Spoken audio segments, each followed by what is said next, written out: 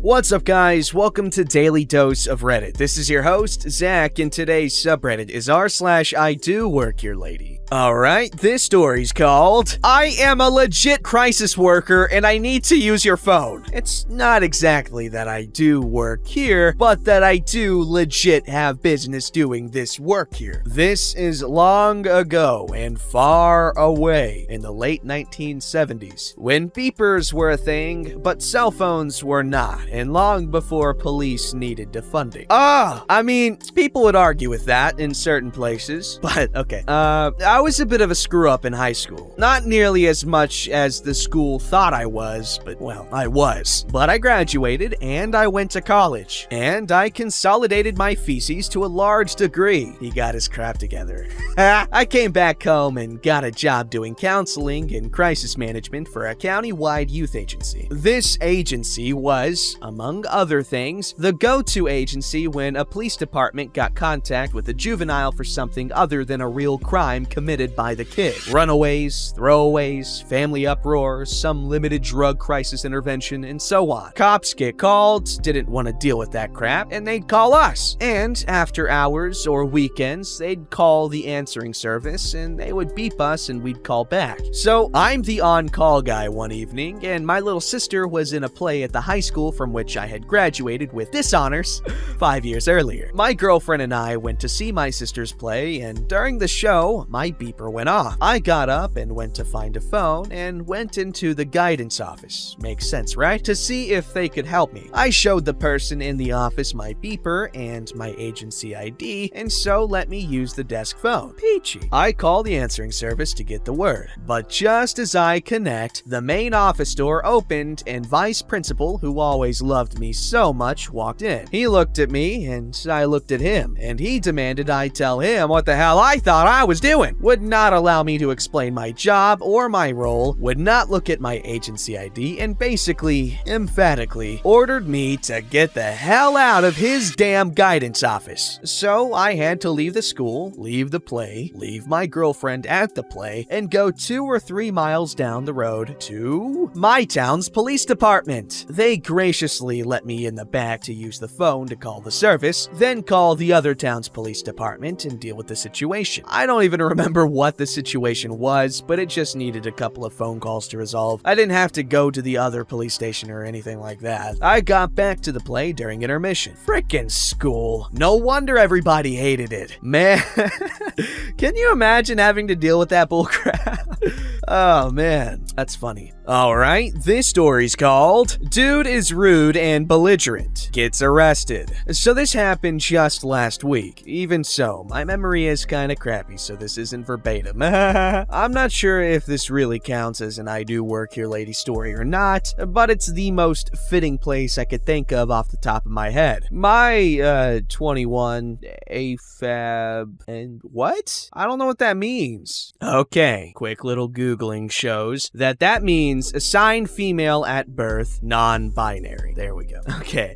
Dad owns and runs several car washes in and near the city I live in, and I regularly help him and my mom out with stuff, mostly with picking up and sweeping trash, dumping garbage, spraying down dirty self-serve bays, etc. I don't know a lot about fixing things, but they're currently learning to fix changers and stuff and plan on teaching me once they get the hang of it. The main thing that I help them with, though, is checking a few locations after I'm done with my regular job. My current job is with a security company, and I work nights until midnight most days, and until 4 a.m. one day of the week. So it's usually 30 or 40 minutes from the time I get off work, check car washes, and get home. This particular night, though, I stayed, I think, over an hour and a half. One night after work, I was doing the usual rounds, nothing unusual or suspicious going on. I'm supposed to be extra cautious lately, mostly because over the past few months, car washes in and around our city have been getting broken into. My dad assumes it's because everyone is staying home so they can't rob houses anymore. I get to the last location I check on the way home and do the usual routine. Drive through the automatic brush bay to make sure no one is hiding and messing with the machine parts. Apparently it happened before and it scared the crap out of my dad. Apparently the guy was just trying to get out of the rain. I can see through the touch-free bay no problem, so no need to go through there. Drive drive past the vacuum islands and make sure all the timer screens in the self-serve bays are on and not busted in. There's no way to get any money from the 1x2-inch screen, but hey, people are dumb. As I drove through the brush bay, I saw a car backed in next to one of the vac islands, but I didn't hear the vacuum running and all of the car doors were shut. That was immediately a, albeit small, red flag. Along with the fact that there wasn't any license plate, another car was by one of the other islands, also inside the car, but with the car running and the headlights on. I kept going and checked the screens. All was good there. I decided to go and park up by the office, and from there, I could see the running car from my side view mirror. But shortly after, they sat in the self-serve bay for a minute or so before leaving. I can access the cameras from my phone, so I pulled up the single screen view to match the first car, and after a minute or two of no activity, I called my dad to let him know what was going on. He told me to go back to the vacuums and talk to the guy. I did so, backing into the space next to him on the opposite side of the island and put it back into drive, something my dad's told me to do in case I need to book it. The guy was in the front seat, but twisted around halfway to rummage around in the back. I put my window down and did a quiet honk, the kind to try and get someone's attention, but he didn't turn around, even after a couple of more times. I waited for a bit, and he finally turned around. I always try to be polite and give the benefit of the doubt, so I gave a small smile, waved, and motioned for him to roll down his window. He shouted, "What?" with his window still up, so I motioned again. He scoffed at me and shook his head. During this, I was giving my dad a play-by-play to let him know what was happening, as well as trying to keep him from falling back asleep. Eventually, he rolled down his window. "Hello, I noticed that you've been sitting here for a while, so I was just wondering if everything was alright." Throughout the entire conversation, he has an attitude and is passive-aggressive, leaning more and more towards straight-up aggressive. "I'm fine. What the hell do you want?" My dad on speaker, but my phone isn't loud enough for the guy to hear him. "Ask him if he's gonna vacuum."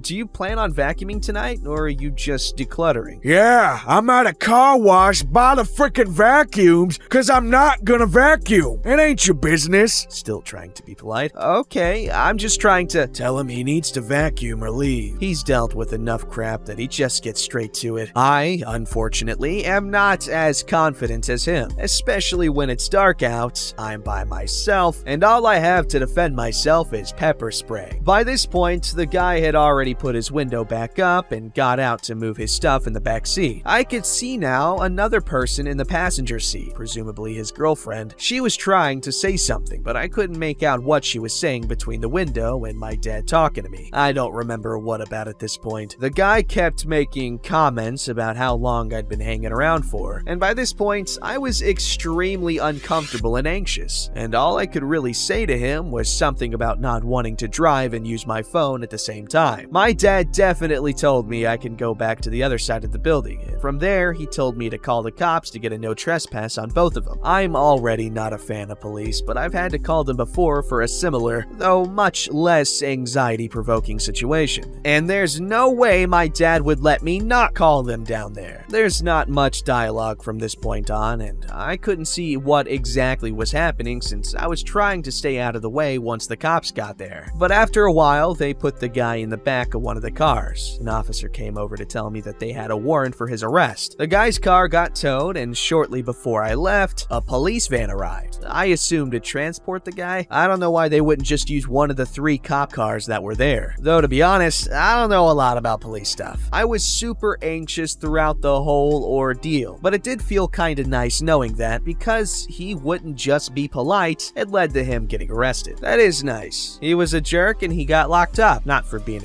I guess one could make that argument. This story's called I Don't Work for Them, I Work for Him. Okay, so, hi, Reddit community. This is my first post here, so please don't be too mean about this. But I was scrolling through YouTube and saw a few videos on this r/IDoWorkHereLady, and some memories jogged up in my mind. Anyways, here it goes. I'm an apprentice in carpentry, in my last year now, and having a ball. My boss is chill, and I'm on great terms with him. First name basis, private number, you name it. So, we were at this new building site. I was dressed in my brown work trousers, white shirts, and work shoes. You know, the ones with steel caps and that stuff. Now, this'll be explained later, but remember this detail. detail. So we were working there and moving some furniture around and building a few things.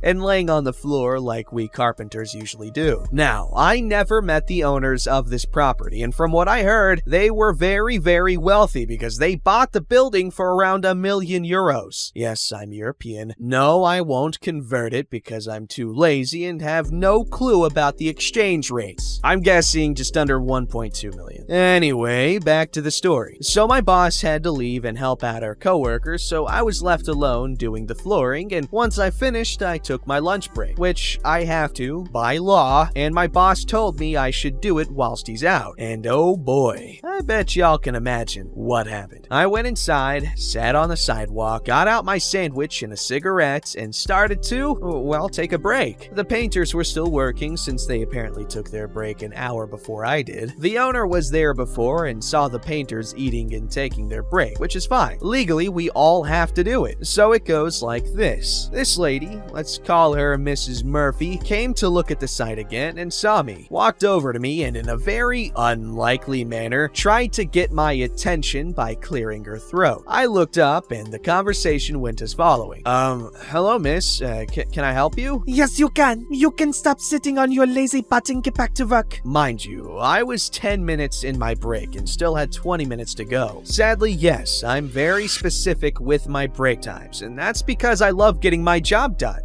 Miss, I'm taking my break. You took it an hour ago. I want to talk with your boss on how lazy you painters are. It then finally clicked. She thought I was a painter. Mind you, I did have paint on my shirt and trousers from the day before because we were painting furniture. I am deeply sorry, miss, but I think you have me confused. I certainly do not. You better get back to work or I will not be paying for your work. Miss, I really don't. Of course you do. Now call your boss. I'll be having a word with him. She angrily said all that. I mean, sure, they were paying a big sum of money, and I was really tired from kneeling all day, but I took out my phone, dialed my boss, which we'll be calling Ken now. Hey, Ken, seems like I have a problem here, and you need to talk with someone. Hey, Mooney, what's wrong? You go at work? Have you taken your break? Yeah, everything is fine. Just finished laying the floor you told me to do, and I'm 10 minutes into my break. Just the owner, I think, thinks I'm a painter. Just put on the phone with me. It then finally clicked with the owner's head when I told my boss. She started to blush, but took my phone off of me and talked with my boss. Hey Ken, I am so sorry. I thought your worker was slacking off since he's outside eating and not working. What is this, German or French? I thought he was a worker. Yes, it is not a problem. I know they have to take their legal breaks. No, it's all sorted. She then looked at me and gave back my phone, apologized profusely, and offered me a cup of coffee as an apology, and me being me, didn't turn it down. I mean, free coffee, and also at the house instead of walking 10 minutes to a store to find a coffee shop. No way am I letting that go. She wasn't a Karen, nor was she exactly rude, just puzzled and confused. She was very polite afterwards, and we talked a bit, so no harm done. Though I did nearly get a panic attack and anxiety attack, but that's for another time with my health issues. That was cool. I'm glad that she apologized in the end. Now I'm thinking of Linkin Park. Alright, this story's called I'm Closing the Pool. I used to work as a lifeguard at a sports center, and I would often close. So I was going to the front desk to hand in the keys before leaving, and I was no longer wearing my uniform. I walked up and said, hey, I'm bringing back the keys, and went to fill in the form saying I signed them back in. The lady at the desk, who I have talked with a lot, asked me where I'd found them, and I replied, in the office, to which she questioned why I had been in the lifeguard office, and I said, I work there? And she apologized and asked if I was new. I said, nope, I've worked here for a year, and we both kinda awkwardly laughed, and I left. I closed at least 4 times a week. That's funny. Maybe you got a new haircut, or I don't know, maybe you were wearing a new cologne or perfume or something, and they could be someone that identifies people by their scent, and you threw them off. I mean, I identify people with scent. I don't even know how my parents look. I'm kidding. I mean, there's an actual thing, like an actual disorder thing, where people, they can see people's faces or whatever, but, like, it's not a pattern to them. Like, they don't recognize faces. They recognize people by how they walk or how they talk or something like that, but they don't recognize faces. It's crazy. Like, they'll see you have eyes or whatever, but like, it just doesn't register in their brain as like a face pattern, like it does for, you know, normal people. I guess most people. What even is normal when it comes to people? I mean, obviously it's subjective, but if an outside observer were to look at the human race, would normal be what we see, publicized and all that crap, or what I guess the majority of people live like, which I guess would be just like how we see normal. Because I'm pretty sure more people live in cities and stuff than anywhere else, right? I don't know. This is completely irrelevant.